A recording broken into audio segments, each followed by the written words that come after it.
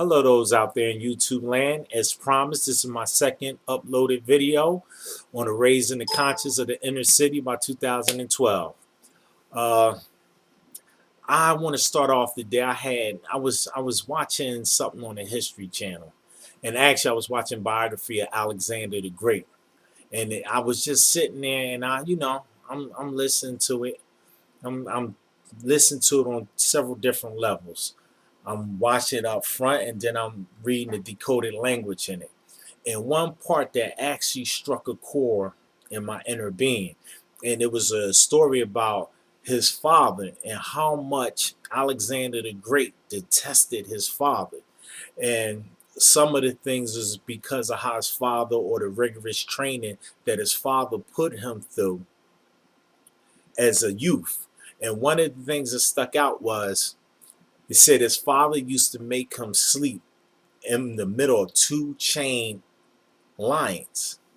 And the first thing I thought of, or my innate intelligence told me was, yo, that's his father was making him centered. That's the whole duality thing. Instead of the two lions facing outward, or as a classic symbol called order by chaos or rule by chaos, which you see a bird, a two-headed bird, one bird looking in one direction, the other bird looking in the other direction. And in the middle of the two bird heads, if you look up, is a crown. And basically what that was signifying, if you're centered, then the crown, you'll have the crown. That all rulers are centered. They have the ability, they don't believe in duality. They have the ability to pull and focus their mind.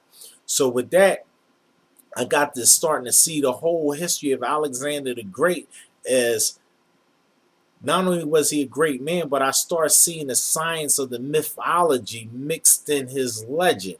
And as we know, mythology was the ancient ways of hiding certain ancient jewels.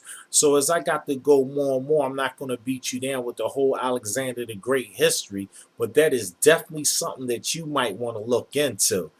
Because on another level, we know that the Greeks' fathers was actually the Egyptians. So here we see, if you go a little bit more into his father, we can see that Alexander or the Greeks, they actually detested the physical form of the Egyptians, but at the same time admired the mental aspects of it, because at the same time, it was said or legend that his father, his actual father, was Zeus, which we know is just another name that they put on the great god Ra.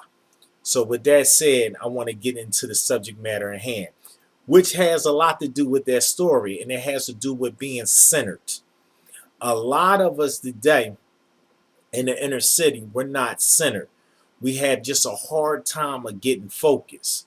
Well, as the rulers of our society and the ancients knew, that a big part of being centered is training your mind.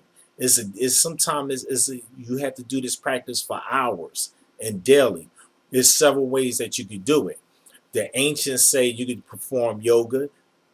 I say any form of rigorous workout, especially calisthenics, that you do for an hour or more, because you have to focus and concentrate your mind, or any exercise where you focus and concentrate your mind for hours. Another form, as of course we know, is meditation. Meditation where you sit, you quiet, you still the mind. You have to be focused. The longer you hold it, the more it balances or centers you. And one of my favorites that rarely anybody ever talks about, and that is reading. When you read for hours, you're centering your mind because you're focusing, you're concentrating. There is an author, one of my favorite authors, and I learned a lot from this man. He is no longer with us, but his name is Manly P. Hall. You could search him, Google him, or you could go on YouTube. They have a lot of his lectures on YouTube, a lot of information. If you're not already on the fourth dimension or on that other level that you need to be, he will open you up. And with that said, one of my first books that I want to elaborate on, or one of my books that I want to point y'all way is, of course, is if you're familiar with Manly P. Hall, then you're familiar with one of his greatest works. And this work is this book right here, The Secret Teachings of All Ages. This book right here, to me, is a remarkable book. Now, I know what some of y'all are saying out there, man, I read books that blow that book out the water. But see, why this book is deep, and this book, reason why it's deep, because it's an initiation book.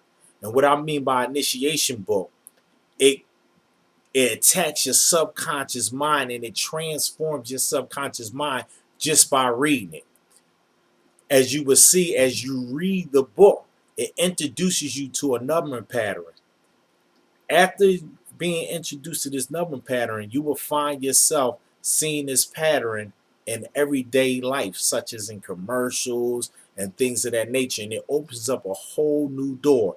It's sort of like you get the feeling like in the Matrix of Neo, when he finally came into being and he's seen all the numbers of the Matrix. Well, this book does the same thing. Is the wisdom of it, or the science of it, actually is old. It actually could go date back all the way to the Egyptians. Like, they have a temple where they call it Temple of the Man or Temple of the Body in Luxor, where you walk through the temple. And the archaeologists and scientists say when you walk through the temple, the different hieroglyphics, they attack your subconscious mind. And they say when you make your journey through it, you're never the same, or your conscious is altered. So, and they do it a lot too on TV with music, with videos. They put subliminal messages in there that actually alter your mind. But I'm not here on that, not a conspiracy buff or none of that nature. I'm just pointing out some science. So, like I said before, I feel as though this is a great, remarkable book. It's something that you want to read. And not only that, it's a form of meditation. You're focusing your mind. I can't tell you how important reading is, but also you have to be careful what you read.